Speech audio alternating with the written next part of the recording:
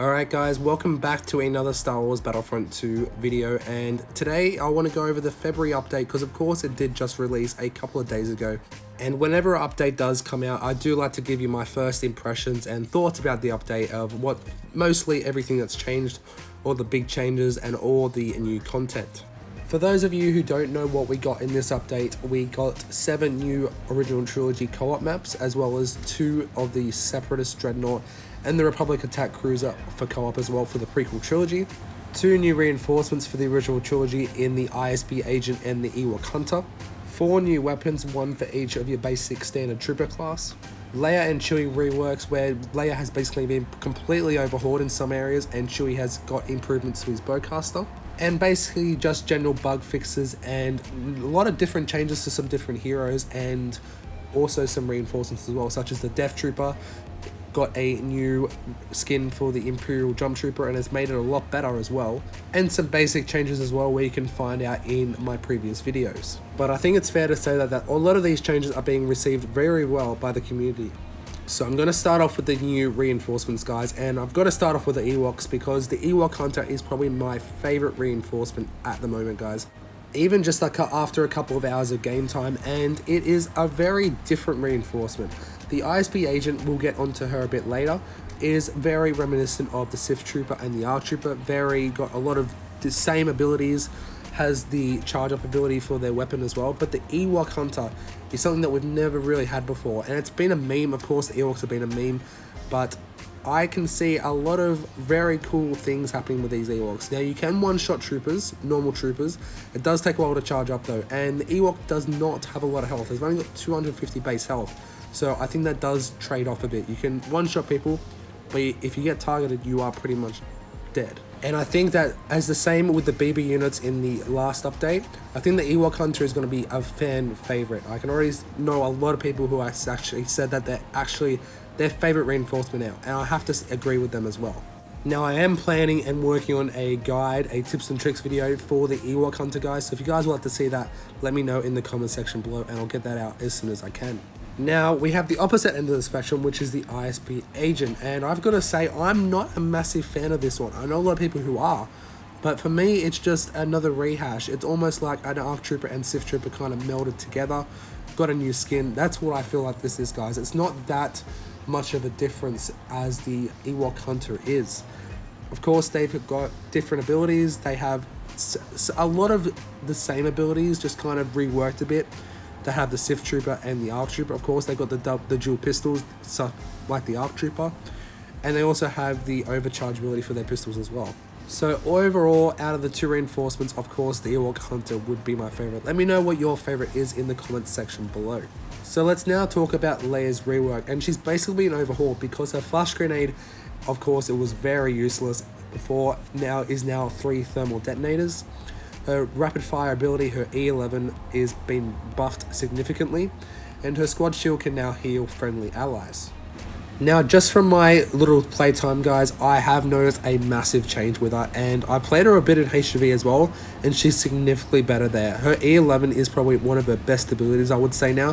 Her thermal detonators can be used as well. I've gotten a couple of kills on HV with that, and her squad shield is very useful as well. The only problem with the squad shield now is that you could possibly get some camping. That's the only problem. But yes, I think her E11 is now her best ability, I would say.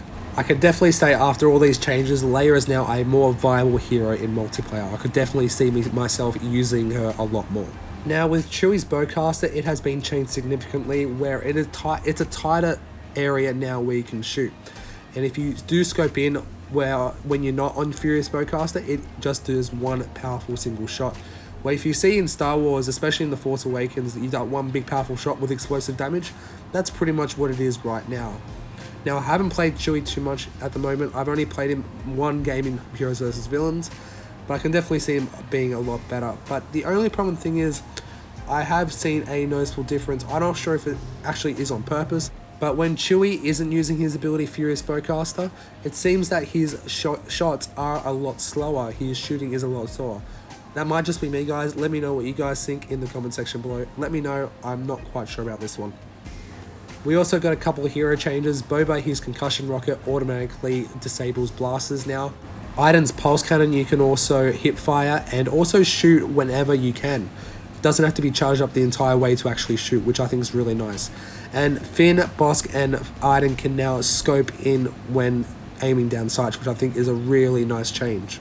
Now, touching on the new blasters, and DICE have finally added new blasters to the game. It's only taken them 2.5 years, but they are finally in the game, and they are pretty damn good as well. They're a lot of reminiscent from Battlefront 1, the T21, the DL18, and the Cycle Rifle. The Cycle Rifle, I have to say, probably needs a bit of a buff. At the moment, it does 149 damage when you put it on a headshot, so it can't, unfortunately, one-shot people.